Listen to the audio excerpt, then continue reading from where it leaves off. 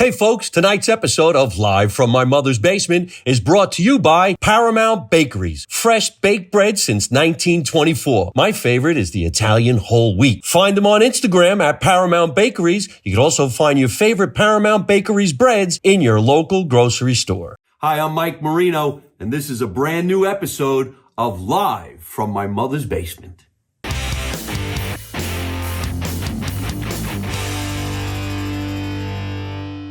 What's happening, everybody? Welcome to another edition of Live from My Mother's Basement. I don't know what time it is in your area. I don't know what day it is in your area. I don't even know what area you're in your area, but we are in my mother's basement in New Jersey, the real basement, the authentic basement. I'm so happy to be here because this is where the food is, this is where the fun is, and this is where the history is, and it's also where we are. Ladies and gentlemen, all the way from Philadelphia, Stephen Rinaldi. I said Stephen. Did they call you Steve? My mother calls me Stephen. It's Stephen. all right. Stephen actually gets spelt a bunch of different ways, doesn't it? Yeah. V-E. I do P-H-E-N, but on stage I use V-E. Steve Rinaldi. But it's interesting. I just found out there's a musical artist that has the same name. So when people are like looking up my show dates and my social media and stuff, my website, that can create some problems down the line. I don't know. I mean, you're the pro here. I don't know. No, my real name is Michael Dominic Marino. My mother always said, Michael. Yeah. That's my mother. That's when you know you were in trouble. Yeah. Mike is when you get a little older. Most of my life, people said, hey, Marino. And I got two brothers. I don't know why they had their first names, Anthony and Paul, but I was always Marino. But I go with Mike Marino. Yeah, my whole neighborhood calls me Rinaldi. Really? So many Steves. So, yeah, my whole neighborhood. That's Rinaldi. I remember dating girls from my neighborhood, and they would call me Rinaldi. Rinaldi's a great name. It reminds me of Ciao, Francesco Rinaldi. Yeah. Did you ever have that gravy? Do you go with gravy? Yeah, gravy. I say gravy. Did you ever have that gravy? Well, I would call that sauce. It was in a jar, right? See, that's the thing. I think maybe one time when I visited my family in L.A., did I have sauce gravy out of a can, jar. But my mother jar, whatever you know. Over in the corner over there where that stove is, that's where my mother lived most of her life. Dude, this setup's crazy. So the tomatoes to make tomato sauce was from cans or outside. She smashed it, blended it, cooked it over there. But when she was cooking it, the sauce went from sauce to gravy because they added meatballs, sausage, brajioles, pork, even pepperoni. Did you ever do hard-boiled eggs in the gravy? Did you ever hear that? I heard of it. Yeah. That is fucking whack. Yeah, that's old school. Yeah. That's like poor man's feast. That's not poor, man. That's filling up your belly. You like tripe? No, you're not a tripe guy? I don't eat fish. I don't even know what tripe is, but it sounds like fish. Tripe's cow stomach. There'll be no tripe in this kid's house. I bet if we go out and you make me order and I don't tell you what you're eating, there's shit you'll eat. You'll be like, yo, that was dynamite. That's one thing. In my family, we're not picky when it comes to food. I could talk food all day. Oh, well, we're gonna. So sauce was always in a jar. I never had Francesco Rinaldi. Me neither. But when I started to live on my own, when my mother wasn't around. When he was 40, right? It was Classico. Classico. Okay. It's not bad. All right. And you can get them cheap. Yeah. And then you doll it up. Put some shit in there. Yeah, you make it your own. I would make it your own. You know how you're thinking up some sauce? You buy sauce in a jar, throw some meat in it. Now, do you cook? Or you like eating out and do you cook? Do you do the cooking? Sometimes I travel so much, I'm eating out constantly, which is really not good. I mean, you're going to pay a lot of money for shit, especially when you go to an airport and your plane's delayed by a day. You're fucked. Yeah. It's the worst feeling, too, because you never know if you're ever going to leave the airport. You're like, where should I sleep? There's always a bunch of assholes. I often wonder, like guys like you that are working the road so much, like out there all the time. It's like you probably eat in these towns where the food is, and this ain't no disrespect to any of these towns, but we're kind of greedy where we live. The Northeast has some of the best restaurants, best dining experiences that you can come across in the country. It's like, what town would surprise me? Is there a place that comes to mind that you've done the road? Well, and let's suppose you're going to Philadelphia, you know you're going to eat. Yeah. You go to Boston, you're going to eat. New York, New Jersey. Northeast. Yeah. Florida. Right? Florida. But yeah, sometimes you might go down to North or South Carolina, Virginia, California. Sometimes there's areas of California you want to jump off a building. LA does have great stuff. San Francisco is very Italian, quite honestly. I did a gig in Ohio. Could you imagine being in Ohio? Excuse me, where can I find a cracker? Is there any peanut butter? Well, I was surprised that they have a big Italian community up there. Maybe it was the part of Ohio I was, but it was just like all chains, and it was the first time I ate at a Waffle House. They're all over. They're all over the middle of the country. We eat in the Waffle House quite often in Florida, and it's creepy, that place. Sometimes you get pretty good food. Consistent. It's they make bacon it really, and eggs. Yeah, that's all you got. You don't go in there for any specialty. Yeah. You grab yourself an egg sandwich. They can't fuck up a hamburger. They might undercook it. It depends on who's working in there, but everybody in there is angry and miserable. They want to kill you, and they turn up the air conditioner really high so that you freeze and get out. And the cook is your server. Yes. Sometimes, if you go like late night after a show, like we do, it's always like one or two guys running the whole thing. Well, just real quick, because you touched on this a little while ago, he's been working with a fellow comedian who we all know is a genius and a wonderful, wonderful comedian. He's been around quite some time. We used to work together all the time, and I opened for him many, many years ago, and then you become basically on the same level, and you're touring, so you never see your friends anymore. And it's Vic DiBitetto. You know, I never had a hard time pronouncing his name. A lot of people come up to me, ain't you friends with that Dick? I'm like, it's Vic DiBitetto. How hard could it be? I feel like even he'll tell you why people screw up my name. He's actually got a shirt about that. Oh, he does? Vic DiBento, and then in the back it says Vic DiBitetto. Yeah. Vic DiBitetto. Mm-hmm. Have you worked with Vic DiBitetto? It's Vic DiBitetto. Mm-hmm. So how was all of that? Where'd you guys go? Oh, I mean, he's been giving me a lot of dates this in 2024. We've been having a lot of fun. We did Connecticut. We did Philly, obviously. Soul Joel's, Pottstown. That's a new club, like an area that comedy's really spiking right now in the Philly suburbs area. And then coming up, we're doing Connecticut again. We're doing a casino. I think I'm doing the Stress Factory with them, which I worked with you last summer. Thank you. Here in Connecticut or Brunswick? Stress Factory, New Jersey. Yeah. New Jersey. I haven't been there in a while, man. Yeah, but I mean, Vic always draw his fans, much like yours. They're out. They're not sensitive. They're looking for a good time. They're wild after the show.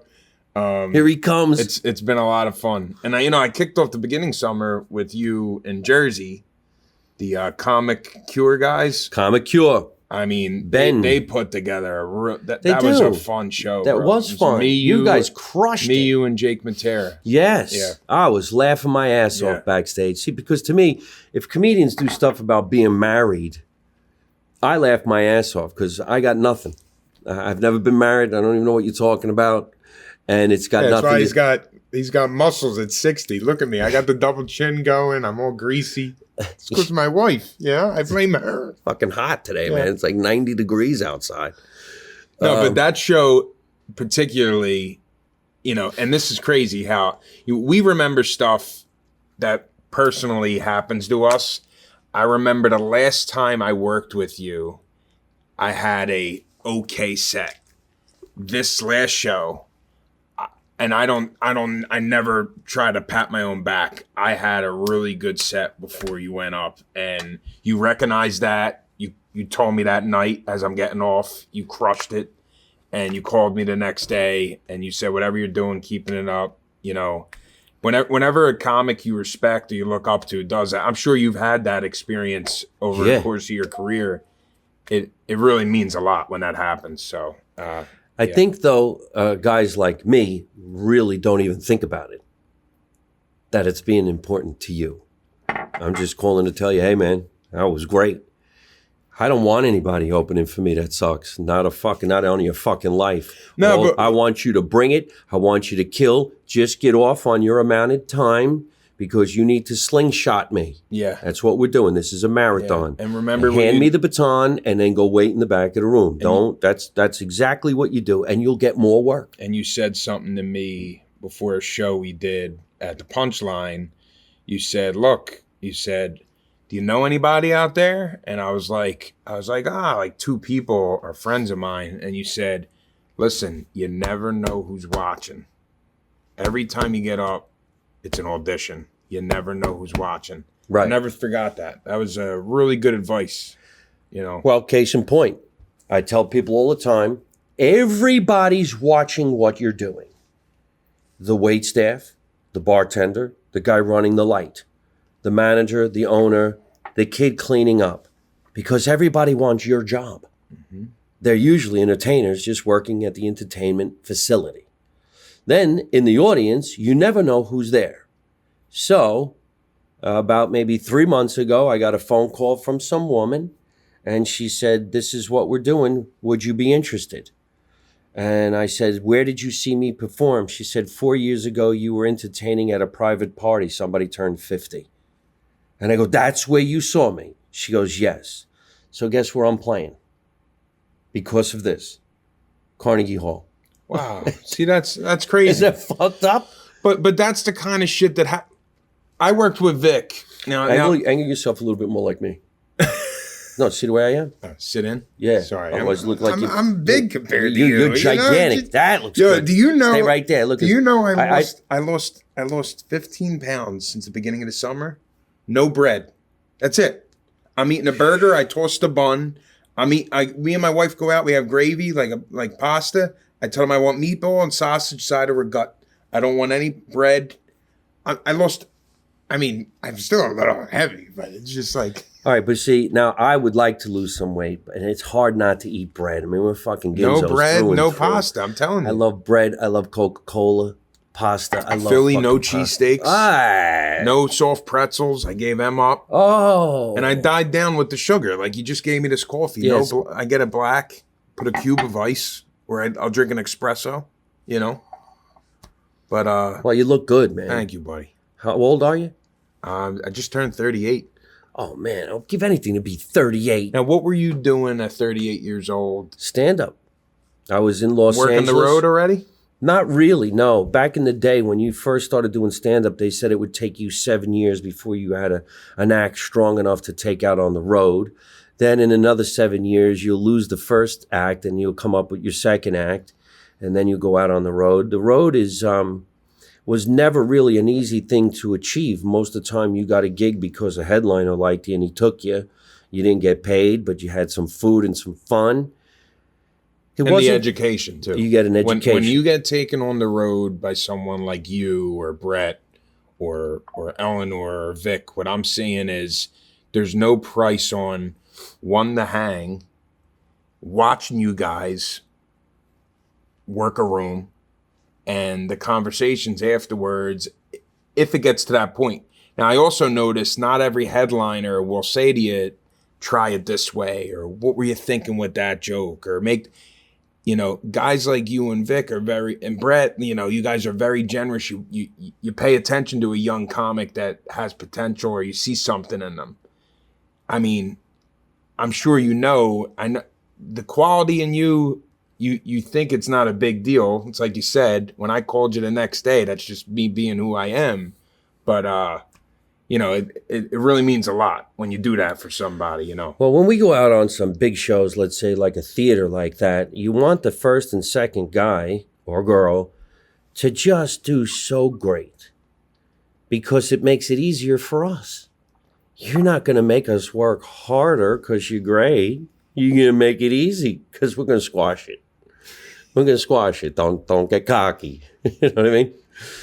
But if you don't do well, I have to pick up the pieces.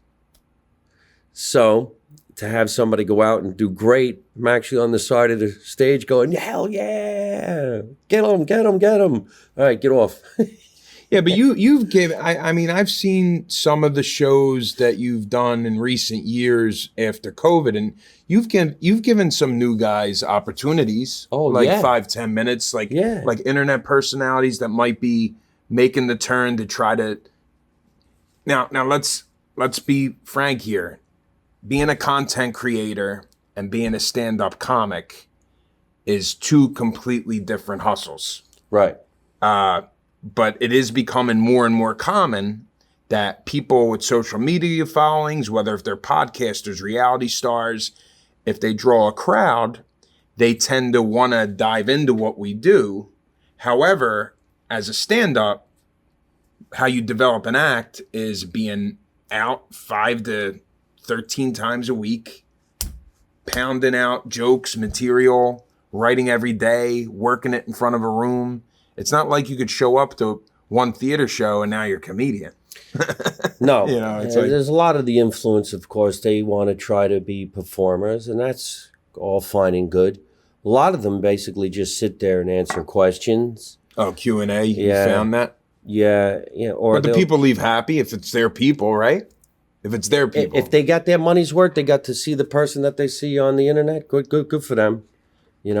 I try my best to do as many videos as I can. I do have a team that helps me do all of this stuff. Same producer of this podcast produces all my social media content, Tatiana. But, sometimes I put out something, get, 1 million views. Then I put out something, nobody looks at it at all. I can't figure it out. I have one clip hit 14 million. I had one clip it hit under 2 million. And then the next clip, 50 people. Yeah. Well, it's because that's two different things. Stand-up comedy and posting things online, they're two different hustles. And that's just my personal opinion. Yeah. I mean, if you disagree, please. But I feel like running the algorithm or building your likes and your hits, I mean, for us, I feel like I was the last generation. I started 2012. So there was still a system that you were trying to work toward because JFL was still around. People were still getting pilots. The city you start in, you want to get good there, like a city like Philly, and then you want to move to an LA or New York and showcase for industry. Like there was still a system. That kind of isn't a thing after COVID. Now people are building their following from home or from their phone. It's just different now. Well, you still got to deliver when you do get to a stage. You do an hour, you gotta pop them in the teeth. I just recently did a show, and it was a sold-out crowd, and everybody was hanging on to every word that I said, and I just couldn't stop laughing. And everybody kept saying to me, "Why are you laughing?" I'm like, "'Cause I'm fucking happy." I'm happy. I get to actually say whatever the fuck I want to say, and everybody's laughing, going, he's right. I'm like, don't be afraid. It's okay to say it.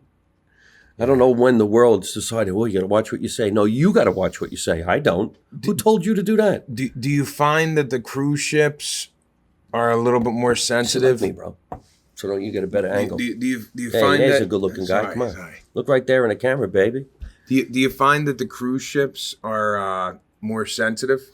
No, they're actually booking influencers now. The cruise ship industry is completely different than it ever was. There is no such thing as Shecky Green anymore. There are cruise lines that actually have comedy clubs on the ship.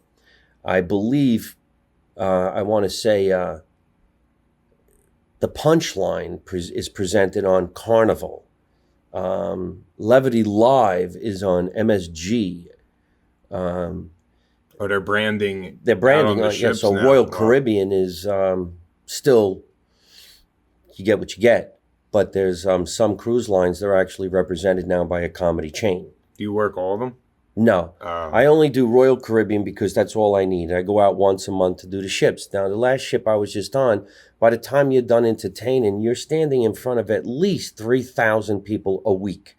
So if 3,000 people a week are watching you perform and you're giving out your postcards, you're giving out your social media, and then you tell them where you're performing on land, they come to the land show. Yeah, my buddy Vince works for Carnival, Vince Acevedo. He did a dry bar like you. Right. He said, if you crush on the ships and then you do the road, you'd be surprised how many people will resonate and buy tickets when you pass through their town. Like they're keeping tabs on you. Not only that, they'll shout out, Royal Caribbean, saw you on set. Yeah. And they let you have it. And so that's a wonderful thing. You keep your publicity. And then when you get to a land show, if you could sell out a land show, that money's yours, especially if you're going to a theater. So, I never get upset about what club says no to me. No, I really don't care. I'll be like, I'll go down the block from your house, man. So don't play with me no more. What's the perfect setup for you? Theater, club, like how many people? Like what's the perfect room for Mike Marino to work? You like 1,500 seats, you like a small intimate space, 50. Like what's the perfect to perform in? 500 is usually the average. That's like Philly Punchline. That's what yeah, like if you do 500. But if you do it in a theater and at 500, $45 a ticket, and that's your money. So that's good money. And you do it in one night. There are some theaters that are 1,000. But what if you only do 700? You had been better off doing 500. But you never know what you're going to get, and you never know who hires you. Yeah. There's some people that hire you because they have a private event, and then you don't have to worry about ticket sales. I'd rather do my own thing. So what I do is I line up clubs, I line up the ships, and then I throw in the theaters, I sprinkle them around, and I make sure that I'm stacked out 6 months in advance. So I'm booked until March of 2025. Wow. It's a lot of hustling, man. And most of the gigs you're going to get from another comedian. Do you work the city club still, like New York, LA? No, you pulled back from all that? Comes a time where this is not a hobby. This is what you do for a living. So what are you going to do? You're going to go to the city for $50. It's going to cost you $100 to go. I don't live in the city. I didn't cut my teeth in the city.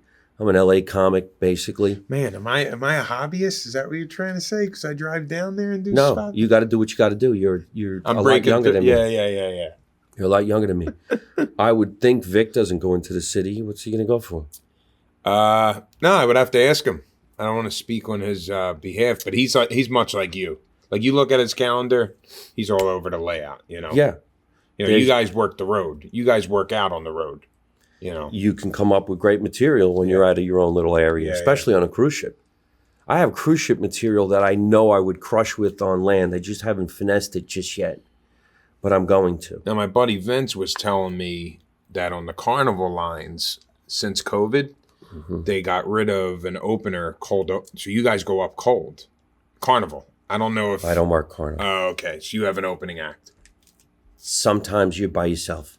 No opening act. That's brutal. The host goes up there and says, Mike? Good evening, and here he is, Mike. Wow. It's no big deal. Wow. So what are you doing? One of the last shows... No. Some ships 20 minutes, some ships half hour, some ships an hour. It all depends on who you are and where you're going and what ship you're on. This last ship I did 45-minute set in front of 1,500 people, and all I kept thinking was, if I could have filmed this, if I only could have filmed it, and maybe someday I'll get the rights to film something on a ship because they go crazy. That's never been done, has it? Not really. Imagine that. Live from a ship. Why hasn't that been done? That's genius. I think that would pop. A special like that. Live from the Bahamas. What's the reason? I'm curious. What do you think the reason is for that? That they never I don't did know. that They before? They would have to put a crew on the ship. Okay. There is a crew, though. They could do it. Have you ever had your cruise ship sets taped? Yeah. Okay. So that's common. Well, you do it yourself. Okay. They do have cameras in the towers. There's a comedy club. It all depends on what ship you go on. There's 500 seats, 200 seats, 1,000 seats, 2,000 seats. The new ones almost seat like 3,000 people. Wow. There's an ice skating rink. There's a Ferris wheel. The things are out of control. Bumper cars, water slides, water parks. You could play golf. You could do anything on a ship. I don't even think the ship needs to leave. And then it has its own island. How's the food? Look how fat I am. Oh, okay. It's delicious. Okay. So it is good. Oh, man. I did the inaugural voyage on the Utopia. It was the first time the ship set sail, right? So Run DMC was one of the acts on the show. I was one of the acts. Was it Gloria Gaynor, maybe? Some older singer from back in the day. One of the guys from 90210. They have filet mignon in the buffet. Wow. In the buffet. Wow. Filet mignon it's great. Yeah, you can get fat because you can eat 24/7. I'm telling you, bro, the move, if you're trying to lose, I think you're in good shape. But I'm telling you, the no carb thing has done wonders for me. Well, I shaved today. I normally have a beard, and I toned it down a little bit. So now I'm a little. I hate that I have this little double chin, big cheek action right now. But with the beard, I was actually looking like a little lean. You know, to be 38, 39 years old and working out the wonderful world of stand-up comedy. You're lucky as hell, and you're hanging with some of the biggest names in the business who will help you. Vic DiBitetto is a great guy. Dom Irrera is the original. I have a good circle of friends, you know. Tell everybody, Dom Irrera, ladies and gentlemen, is the original Italian comedian. If he wasn't the guy who created everything, I don't know who was. I mean, we used to watch this guy all the time. First time I met Dom Irrera was in Just for Laughs. And he was in the Wise Guy show, but he was a big name. Everybody knew Dom. I was just a little man going there for the first time. I first met Joey Cola out there and Frank Spadone and all these Italian comics. So what, that did Dom host it? No, he was headlining it. He was closing a lot of the shows, but he was in a lot of different shows. Not just the Wise Guys, which was the Italian. Now you were in LA, so you probably crossed paths with him there, but you see him all the time. You worked with him first in JFL. Correct, and then the Laugh Factory, and of course the Comedy Store. I saw Dom. I met everybody for the first time was at the Comedy Store in the '90s when nobody knew anybody. The biggest name there was Andrew Dice Clay, Dom Irrera, Eddie, Pauly Shore, right? Pauly, Pauly, yeah, Eddie Griffin. That was my era. They called it the dark times. Tom Dreesen was around. Well, right? I still see Tom. Tommy is badass, man. Tom loves South Philly. He did our podcast. Yeah, he did. He was talking to a lot of old school South Philly because when he toured with Sinatra and stuff, had some crazy stories about Frank Sinatra. So I did a roast put together by Dean Martin's daughter, Dina, and he was on the roast, and Joe Piscopo and a couple of guys from Criminal Minds. We were roasting Joe Mantegna. And when the whole thing was over, you want to talk about stories. Everybody went to this place called the Bootlegger in Vegas. It was like 2 o'clock in the morning, and it was all red and black and booths with, George Burns' name on it and Frank Sinatra's name on it and Jerry Lewis. So whenever Dina talked about the Rat Pack, you just sat there and didn't say a word. Because that's the real Rat Pack. That's her father. She would say Uncle Frank, Uncle Jerry, Uncle Sammy Davis. Wow. She said she hung around with Charles Manson. I'm like, what? Well, you think about it. They lived in Beverly Hills. They lived next door to Lucille Ball. Imagine growing up. Neighbors. Yeah. That being normal. Yeah. Imagine your neighbor's Lucille Ball. Lucy! So she hung around with Desi Arnaz Jr., who was friends with Charles Manson, because they were all in rock bands. You're talking 16, 17 years old. They were kids. She even told me the story about these boots were made for walking, that it was supposed to be for her, and she didn't want to do it. She was busy in school, so they gave it to her cousin, Nancy Sinatra. Wow. The kid. Wait, what's Nancy Sinatra's daughter's name? Maybe Nancy Jr. Sinatra. I don't know. I think she's still alive. The son's not alive. A lot of history there, man. Yeah. Pretty cool shit. So you're getting a taste of all of it. Imagine being a young kid growing up in show business like that. Like that just being like your neighbor, right? Of course, Well, who knows what it would have been like. Maybe they were all nuts now. Look at all the one-hit wonders. Look at Corey Feldman making some kind of a comeback. If you've been watching him, he's singing now. No, I haven't been keeping tabs on them, but I know child stars. They're nuts. And never really. It's sad. Very rarely do they grow up to be. They get a little jaded, Because they had such an incredible life, and then their face changes, the hairline goes back, and they don't get the work that they used to do. I mean, you look at all the way to the Little Rascals. Little Rascals all died in their 30s and 40s. I mean, come on. Look at, do you know the story of Alfalfa?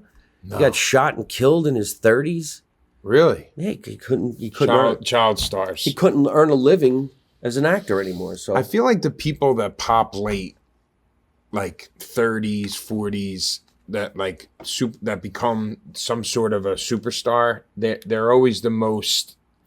They live normal. Well, they're level-headed. Like you look at like a Rodney Dangerfield. I always wonder, when did Rodney Dangerfield really crack? How old was he? I always thought his biggest claim to fame was Caddyshack. Back to School, right? Yes, but Caddyshack was first. Easy Money, right, with Pesci? Then he did the next 3. So I heard that he always felt like he never made it. But that's the mind of a comic, or you feel like you didn't make it. Like I'm very lucky. I got a lot of work, and I've been selling some big tickets, making some great money. And then I get Carnegie Hall. And after I got it, I went, why am I not doing Madison Square Garden? This is bullshit. Yeah, you're always looking to the next thing. Yeah. I get the biggest credit of my life, and I'm like, Dad, but I want something more. Did Carnegie pass? No, it's not till December of this year, 2024. God bless, buddy. Yeah. That's a good one. Oh, I can't wait, man. I'm trying to curve my cursing from now. I'm going to keep it clean. Good evening, ladies and gentlemen, and welcome. Boy, don't you all look great tonight. I'm so happy to be here. How far are you from Carnegie here? Well, Carnegie Hall is in the city, dead center, let's say, so 45 minutes. Nice. I can get to the city from here in about a half hour. It's just going through the tunnel. That takes the rest of the hour. Wow. This is where I commuted. I would take the bus from here to acting school in New York when I was 15, 16. So you wanted to be an actor before stand-up? I never wanted to be a stand-up comedian. I became a stand-up comedian because somebody in Hollywood said, if you're not doing well as an actor anymore and you're not making the money that you made in your teens, get a job that's in the business. Because most people at that time would get a job as a waiter. So you can have your days free for auditions. Somebody said to me, get a job in the business. Be an agent. Be an assistant agent. Why don't you try to become a comedian? Become an actor who plays the role of a stand-up comic. And I went, all right, I'll take that challenge. And that's what I did. I was an actor playing the role of a stand-up. Never turned back. Well, when you start working as a comedian and you feel the audience laughing, what happens to you? It's like a drug. I tell everybody that. The worst thing that could happen for a stand-up is the first time they get up, they do well. It's like a high. It's like heroin. Like the first time I went up was at an open mic packed bar show in Center City, Philly. And everybody got 4 minutes. I went up there. I did just around 2 minutes, but everything, they liked me. And I was so nervous. And I was like, man, I'm trapped. It's like the gambling gods. When you gamble, they say if you put 100 in the machine and you win, you'll be a gambler the rest of your life.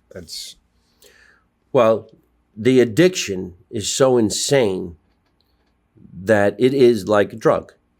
So on the night that you bomb, all you say to yourself is, I have to go back and fix that. Yeah. And then... And only a comic knows that, though. Right. And when you go back and you fix it, then you're going to keep on going. Yeah, like there's a showcase I'm doing tonight in Philly. Holy shit. And yeah, so I didn't do well in the beginning of the year there because I was around. And I made it a point to say to him, I'm like the guy that runs the show. I said, I have to come back and do this room just so I'm at peace with myself. I don't need to. Yeah. But I need to come back here and do what I do. It's like, ain't that crazy how it sits with us? Yeah, you got to go set the record straight. It's like the show we did in the beginning of summer. Like I said in the beginning of the podcast, the last time we worked together, I did But when I worked with you in June, I had a good set. Redeemed so yourself. It was like, because I know you're only as good as your last performance. That's just my personal opinion. If you disagree, you're only as good as your last performance. You know. So they say. I got you that gig, right? They were looking for Italian comedians. Not that one. No? The one before that you did. You gave me the referral when we did Stress Factory. We worked together during COVID for the first time. So you knew the guy, Ben? I did. Oh, cool. Yeah, Tammy Pescatelli hooked me up with him. All right. Another phenomenal comedian. Tammy? Yes, of course. Her and Luca are doing the road. Well, I don't want to say the road, but they're starting to do dates together. Great couple in the business. Imagine that. A married couple on tour together. Like to be in the dressing room, see what's really going on. I know them both really, really well. I worked with all of them for years and years and years. Comedy Store guys, right? Yeah. Mm-hmm. Back in the good old days when you made $15 and you were happy. Now you can make $15,000 and go, is that it? What the hell? Our business is absolutely crazy. There is no formula. You never know where you're going to go. Everybody who follows the formula realizes that wasn't the right formula. You can get work from your friends, though. And if you're really in good with a bunch of people who are doing things, especially if you're a headliner and somebody says, listen, I can't make it, you want it. Because private events are really cool. You can make great money. What's starting to happen with me, and tell me what your take is on this, is like now I'm getting opportunities to stretch and close shows, and they're not as fun as featuring for guys like you that I want to work with, but the money's better. So it changes in a way. It's like you meet the new guys, you meet new people that are opening for you, or you get to bring somebody that you came up with or from the scene that you want to maybe throw them a bone. The natural progression of an entertainer is to become the closing act. Yeah. It has to happen. It was never a goal, though, for me. I wanted to be a showcase comic that did TV and film. But now I'm seeing, as I grow, if you don't learn that skill of closing shows regularly, the money's always going to be, it's just what it is. You could wait around for a long time to be the guy who does 5 minutes on talk shows. Yeah. It's really few and far between.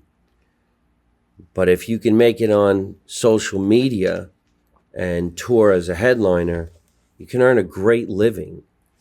I think it's an ego that makes us think, let's just stay around town and see if we can end up being on TV. Rather than, maybe I should go earn a living and stop waiting for somebody else to say I'm good enough to do 4 minutes on television. Well, it's not really TV anymore, right? That kind of changed.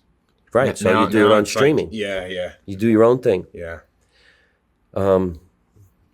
Besides, if you do get to go on the road and you go to some places that have 500-600 people and that's your money and you have great comedians to work with, you're going to love every minute of it. You could bring your wife, you could bring your kids, you can go on a cruise. Mm-hmm. You could do whatever you want to do. It's not that big of a deal. It's just that we want to go to work.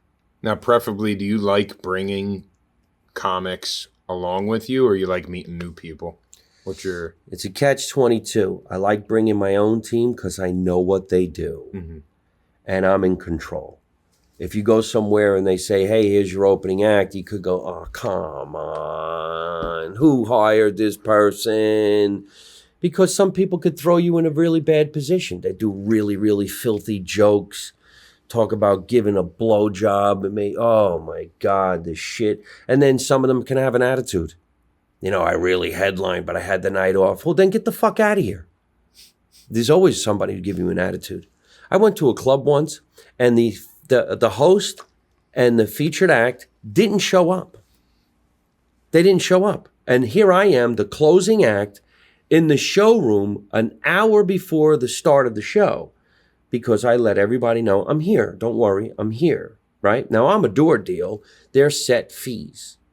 So I don't know what kind of money they get, but it was 10 minutes to showtime, and the showroom manager said, I'm going to call somebody to fill in. The acts haven't gotten here yet. And I went, no, you're not.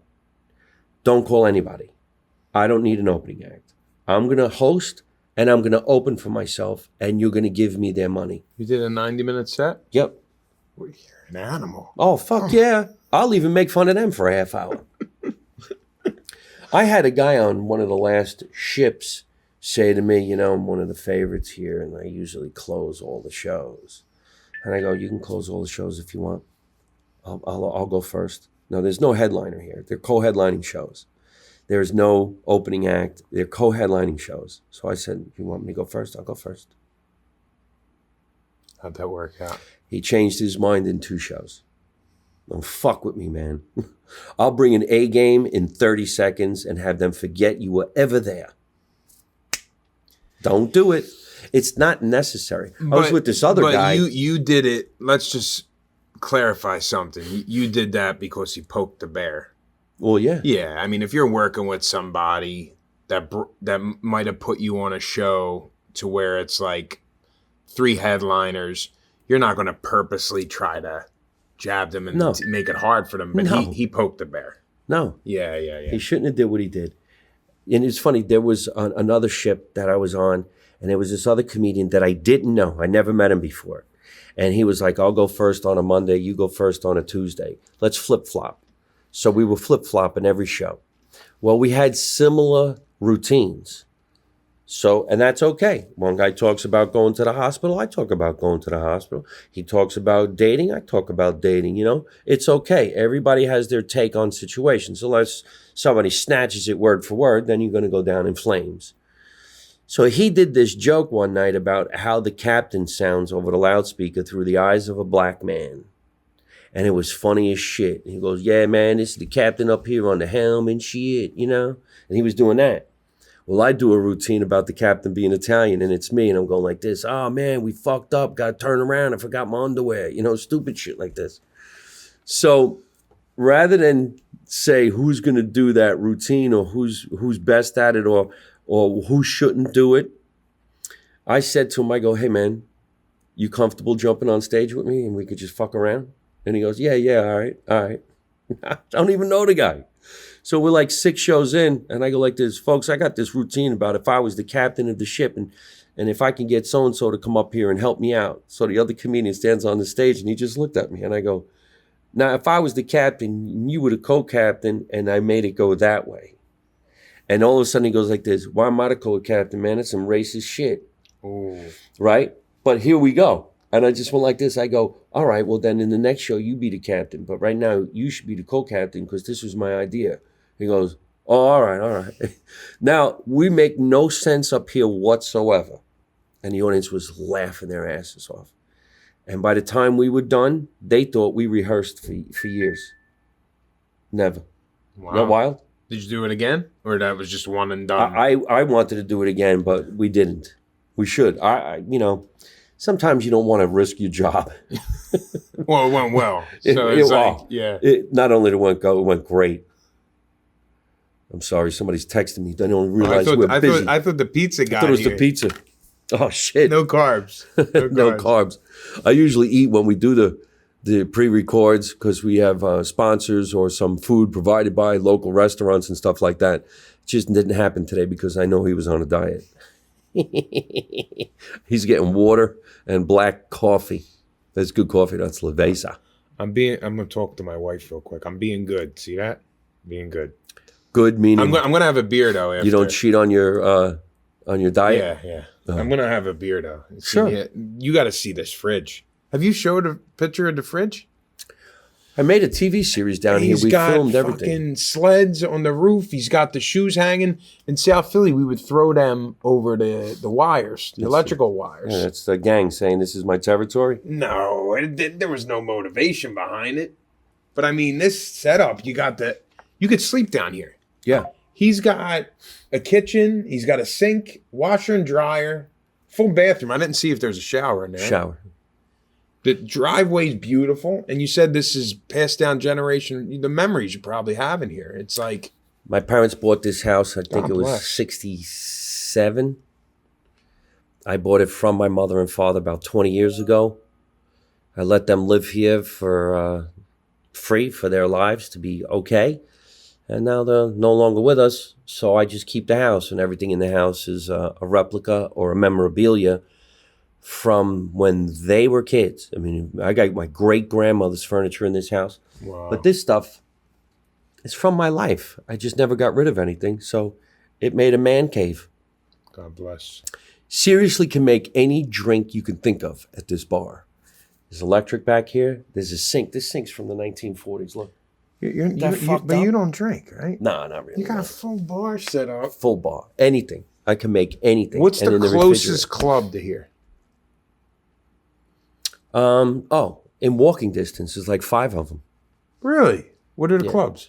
The Tavern is in town, but they're restaurants. You have food and drinks, and then their band will play. They do comedy. No, there's no comedy. No, I'm saying what comedy clubs? Oh, the closest club local? would be Stress? Stress Factory. That's most local? Yeah. However, in September, there's a brand new restaurant in walking distance on Grand Street. It's called Grano. And they're doing stand-up. and I'm going to be the guy putting the comedians in there. My man. So opening night, I'm going to do a show there. I'm going to call it Up Close and Personal. I don't want more than 40 people. And the food is insane. It's delicious. It's brand new. There's 4 other restaurants up there, but this one's going to have some entertainment. And we're going to do it on a Monday. I wish them a lot of luck. And hopefully, like maybe once a month, we'll bring in some really cool talent. And yes, come on over. I would love to call a lot of my friends who are comedians when they roll through Jersey. I tell them all, I don't care where you're playing. Stay at my house. That's classy. I'm a single guy. I got plenty of room. This is a 4-bedroom, 2-bathroom house. You can even have the whole basement by yourself. Do my podcast. And you probably tell them no broads. You can't bring no broads. Don't bring no girls in this house. Is that a Philly word, broad? Maybe. Can't say that no more. I don't say broad. No, broads is cool. Well, can't say that no more. We don't say that no more. You can't call a trans person a broad. They get upset. You're a hot broad. I'm a tranny. All right. Whatever. They can argue about that. You got Buka back here? Of course. Anything you want. Anisette, Buka. Yep. This is all full of shit. You do this for the people. You don't do this for you.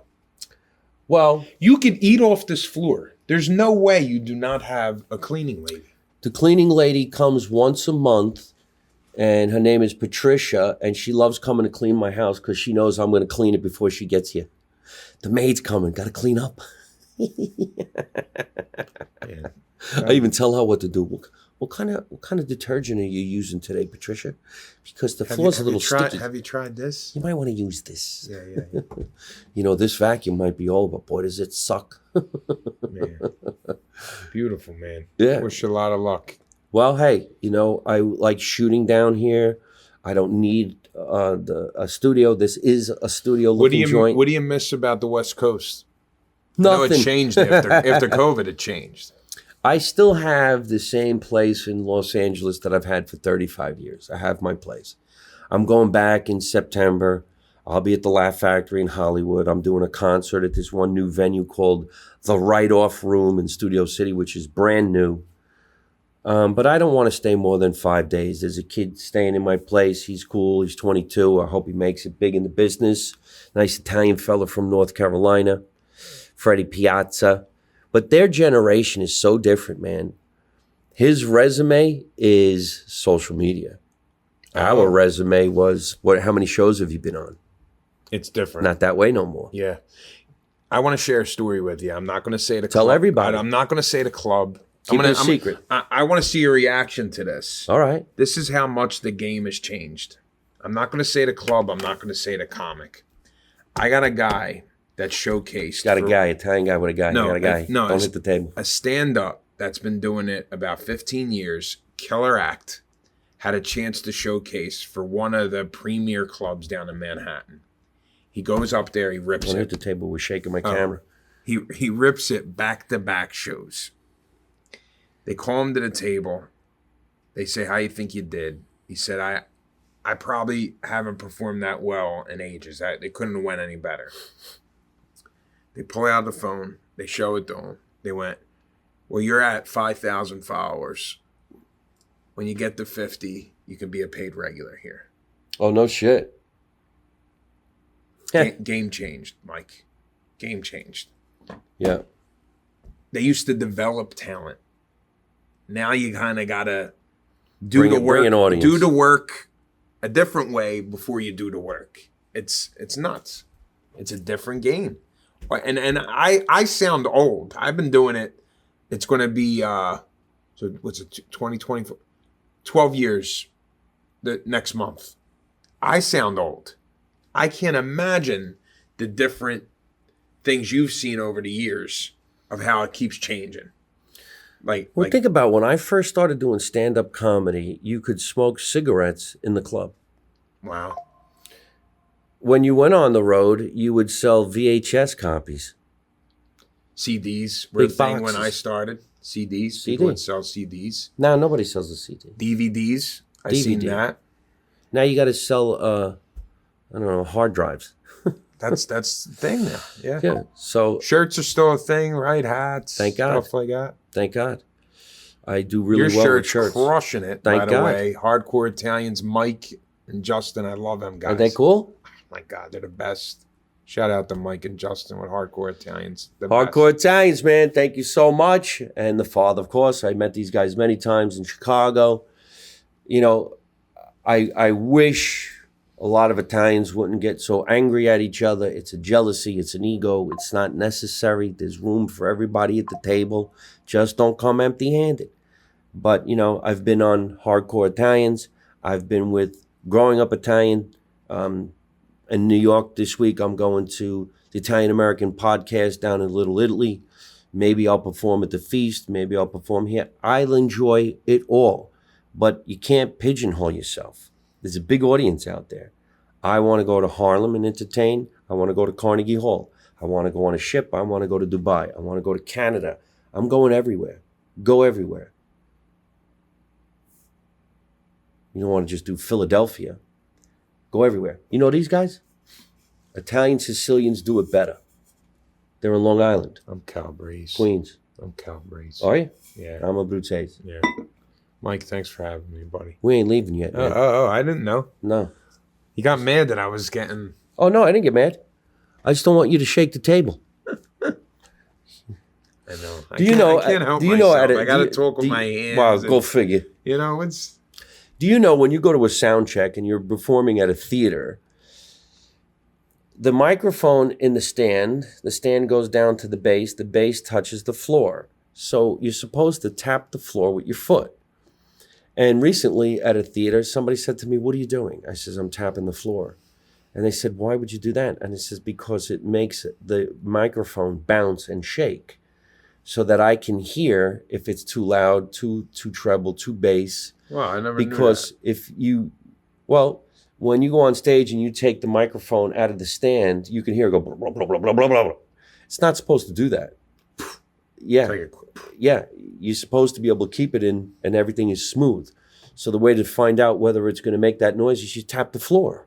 It buzzes the microphone stand and you can tell. Wow. I always do that. And people always go, "What the fuck you doing?" I'm like, I was taught this by a singer. Because what's a sound check for a comedian? Test, 1, 2. All right, thank you.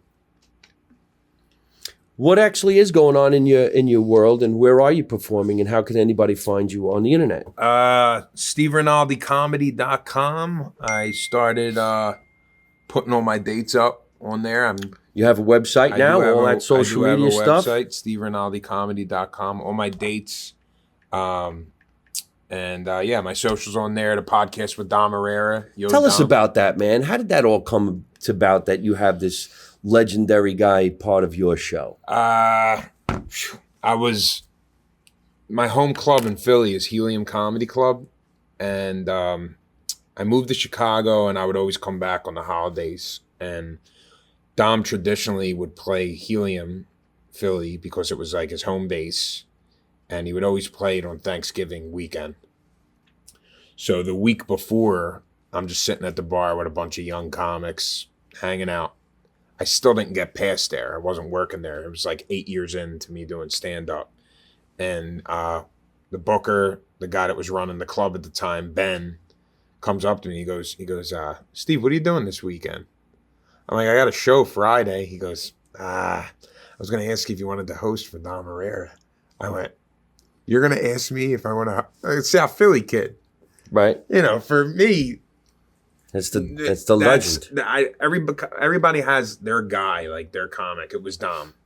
So that was a big moment. I emceed for Dom, sold out shows the whole weekend, stayed in touch. The next time he came back, I seen it pop up on the calendar. I texted him. He got back to me. He put me on that.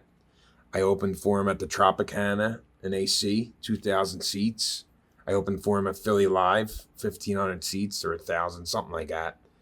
But he's always, I don't know how that I've gotten that lucky. But, you know, one day when I opened for him at Philly Live, I said to him in the green room, any way we could work together.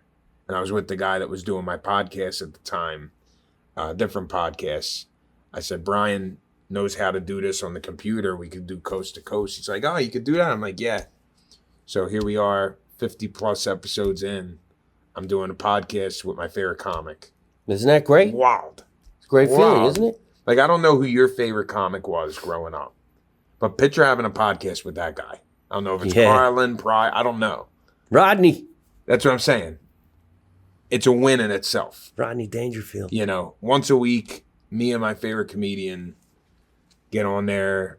The relationship continuing to build. He breaks my balls constantly, and that's a good sign. With Italians. So you get to talk to him all the time. You do your podcast, and where does the podcast air so everybody can take a look? Apple Podcasts, Spotify, YouTube. It's called Yo Dom. Yo Dom. Yo Dom Dom. Irera. Yo Dom. Yeah. Dominic. Dominucci. Yeah. My middle name is Dominic. All right. One more time. Tell everybody where we can find you so that we can come and see your shows, and maybe we'll do some shows together. Oh, yeah. SteveRinaldiComedy.com. Everything's on there. Steve Rinaldi Comedy. VE, not PH. .com. What did I say? In the beginning, we were saying PH, Steven. Steve. Not Steve. It's VE. not Steven. Steven. Yeah. Steven. Why am I saying it like that? There's something in a TV show. I ended up quoting a TV show. SteveRinaldiComedy.com. We're both doing the slick back, by the way. Well, I don't have Go to much the side. choice. Go to the side here. See that? Oh, Look yeah. at this. Yeah. What do you put? Gel? Oil? Studio Joe. Olive oil? You put olive oil? I got no olive oil. Concrete? All my spackle? You do spackle? I spackle my head. I'd give anything to be 38, brother. 39, whatever the fuck you are. All right, listen, we got to get going. Thank you, everybody, for joining us on another episode of Live from My Mother's Basement. A big shout out to my producer, Tatiana Blue Shell, for always making sure we have a fantastic guest. They show up on time. We put a great show together. They edit. They show it. You can watch it all the time because once you watch it, it's on the internet for life at Mike Marino Live on YouTube. You could also watch it on Spotify. Remember, everybody, let's make America Italian again. You know the motto. You don't know nothing, you don't see nothing, and you don't say nothing. And how do I end every single one of my broadcasts by saying the same thing along with my guest? Don't take no shit from nobody. How'd I do it? Right? You were good, man. We're still rolling, but we'll keep it. Hey folks, thanks for watching Live from My Mother's Basement. I hope you enjoyed the show. And if you did, hit the word like and leave me a really cool comment. You can also subscribe to my YouTube channel so you don't miss any of the future episodes and you can watch some of the funniest videos on the internet. You can also listen to the show on Spotify or your favorite podcast app.